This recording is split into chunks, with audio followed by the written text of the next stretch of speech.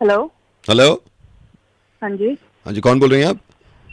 मान्या, बताइए। मानिया जी, मैं हेल्थ टीम से बोल रहा हूँ। वो आपके घर आना था हमें टीका लगाने के लिए बच्चों के। बच्चे?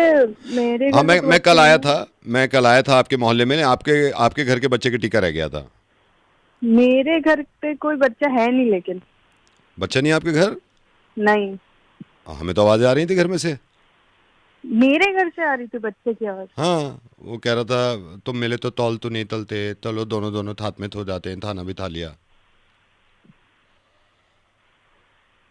अबे तो तुझे क्या है? अपने मुंह से बोल रही मेरी थी, अपने शुगर बॉयफ्रेंड को बोल रही थी, तुझे क्या शुगर है? तेरे बाप का कुछ